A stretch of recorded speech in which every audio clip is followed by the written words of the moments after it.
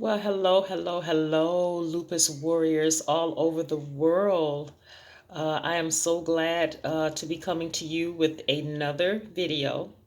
And today is going to be a very informative video because we're going to be discussing UV radiation. Um, I'd like to welcome you, and I want you to know that I created this channel for lupus warriors like you and like me. And I created this channel so that we could talk about all things lupus, but also to bring about more awareness, to educate, and to encourage lupus warriors all around the world. And so I really appreciate you joining me for another video. And I hope that you will find something that I have to say resourceful and informative. And if you don't mind, if you're viewing the video, please take the time if you have not subscribed to the channel. I want you to do three things: to hit that subscribe button and the bell so that you'll receive notifications anytime that I upload a new video. Also, please like the video if you like it. Please hit that like button and then also share the video, because by sharing the video, you increase awareness for lupus patients all over the world. You increase the knowledge and the possibility of finding a cure and totally eradicating lupus from the face of the earth. And so it's very important that we get the knowledge out there. And the information that I'll be sharing with you today will be coming from the Lupus Foundation of America. And you can go online, and everything that I'm presenting to you today is coming from there. So I must give fair usage and also give credit to the source that I'm using. So let's jump right into it. Let's talk about 10 facts about UV radiation. And the questions that I hope to answer today: first of all, a definition of what is UV radiation. Why is it so harmful? And why is it specifically harmful to lupus patients? So let's get right into it. You ready? All right. So, what is UV radiation? And so, a definition for that is that UV radiation is the distance between waves of light, that distance between that. And it is classified by wavelength. And those there are two classifications, and I'm quite sure you've heard about this. If you've ever bought a bottle of sunscreen or sunscreen lotion, it talks about UVA and UVB radiation. Well, UVA, let's talk about that for a moment, is the longest wavelength of light. And this one here is especially dangerous because it can penetrate into the deep middle layer of the skin, and it can cause long-term damage. It doesn't matter whether you are a lupus patient or not. UVA can cause very long-term damage to the skin. And UVA is a danger because it can cause damage at any time of the day, at any location, and it can also pass through glass windows. The second one is UVB radiation, and this one is a shorter wavelength of light, and it reaches only the outer layer of the skin. And the intensity of the UVB rays depends on the weather and the season. It is much stronger in the summertime and more intense at midday.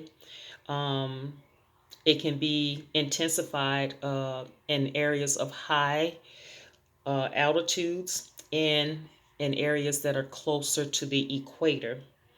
So for UVB, which is the shortest wavelength of light and reaches the outer layer of skin, the rays for that is strongest between 10 a.m. and 2 p.m. And so that's why we often hear them tell us that, if you're going to go outside, for any outdoor activity, make sure that you go out either before 10 a.m. or after 2 p.m. But if you're planning any type of outdoor activities, especially for a lupus patient, make sure that you're wearing some sort of protective clothing, a hat, sunglasses, long sleeve shirts, and then also make sure that you go out and have yourself covered, your areas that are going to be exposed, with some sort of a broad spectrum sunscreen. And so Know that UV radiation can be also intensified because it can reflect off the water, the sand, and the snow. And so, know this, that people of all skin colors, risk skin damage from the harmful effects of UV radiation. Um, so what is the source of UV radiation? Well, we know that one source is the sun. Other sources of UV radiation can come from the lights that are indoors at your home or at your workplace. And these lights that can cause problems are fluorescent lights and halogen lights. The fluorescent lights are the long rod like bulbs that you screw into the light fixture. And most of the time, those are found, in the work environment. And then we'll talk about later what can we do if we're working in an environment that has fluorescent lights or halogen lights. And why is it so dangerous for or harmful, more harmful than usual for lupus patients? And it's because lupus patients have something called photosensitivity, which means that they are extremely sensitive to the sun. And this photosensitivity causes a lupus patient to feel worse after exposure to the sun.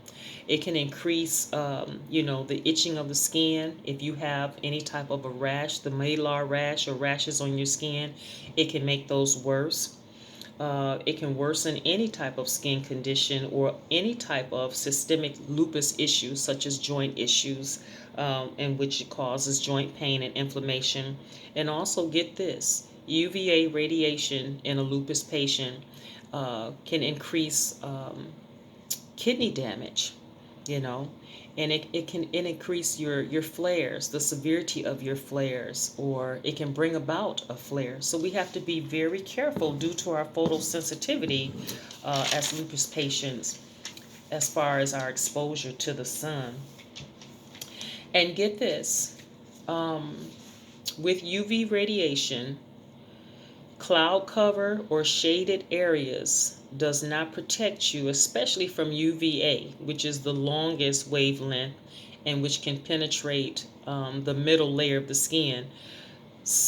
Clouds or shaded areas does not protect you from UVA. So even if you're going to be outside and you're like, well, I'm going to be sitting in a shaded area, you still need to protect yourself with sunscreen, a hat, sunglasses, protective clothing, um, because sitting in the shade is not going to stop the penetration of UVA radiation. And so, what are some other things that make, a lupus patient photosensitive to the sun? Well, get this: some of the medications that we take can make us more sensitive to the sun. For example, certain antibiotics. If you've ever looked at certain antibiotics, it tells you to avoid sun exposure while taking this medication.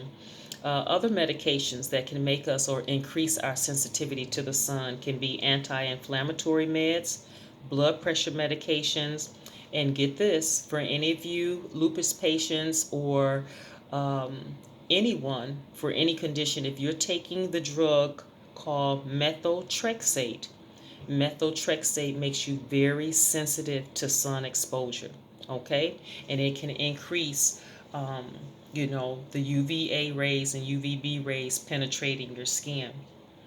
So, what can you do if you work in an environment that has the artificial lighting, such as the fluorescent bulbs or the halogen lamps? Well, you can ask for those to be removed. You can ask the employer to take those down in your particular workstation or area, or you can have the employer to purchase something called plastic shields, and those can be placed over fluorescent bulbs or halogen bulbs as a protective shield between you and this artificial um, light. And so, because we are not able to, during the wintertime, if you stay in an area where you have all the four seasons, during the wintertime, everyone suffers with, um, low exposure to the sun. We can't get outside as often. And so, what happens when you don't get enough exposure to the sun, either as a lupus patient or you're not getting enough exposure to the sun due to, the winter months? It can cause your vitamin D levels to fall below normal.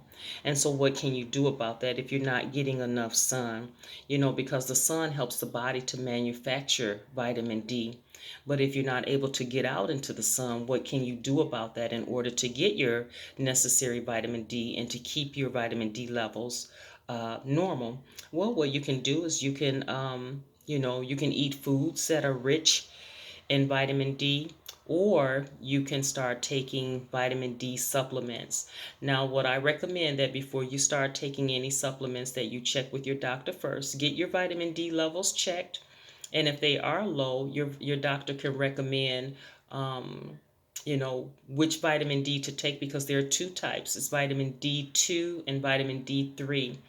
And so your doctor can recommend which one and the correct dosage that will fit you if you do find that your vitamin D levels are low. But then, while you're waiting on these tests, there are a list of foods that you can go online um, that will give you some of the vitamin D that you're lacking due to not having exposure to the sun or not being able to get out during the winter months. And so let's see if I covered everything. I gave you the definition.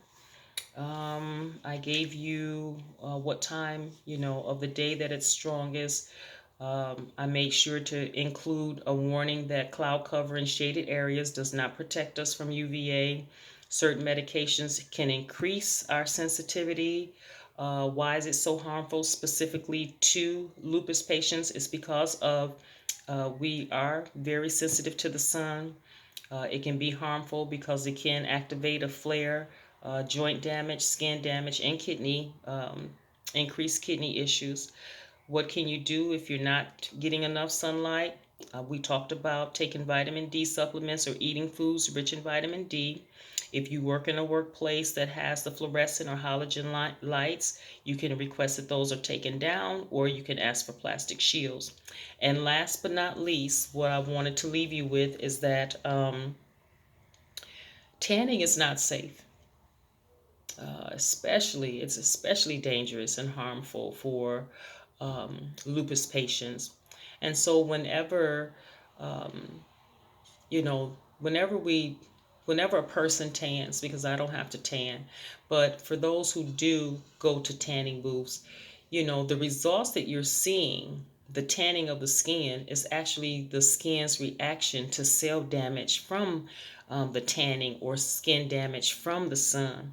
And we all know, that skin cancer is on the rise. And so let's just be careful, whether you're a lupus patient or not. Be careful with the tanning. Be careful with being out in the sun too long.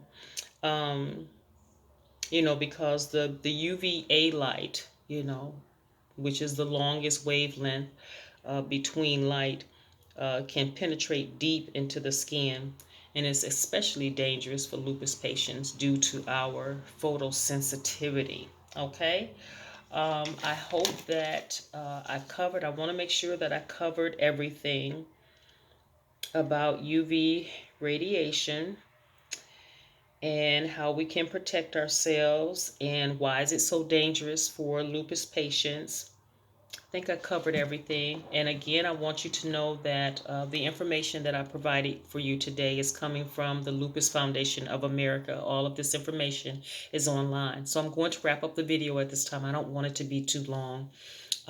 As I always say at the end of every video, there is life after lupus. I hope that this video found you safe and being as healthy as possible. Stay strong and stay encouraged. And I will be talking to you, my friend, on the next video. Bye for now.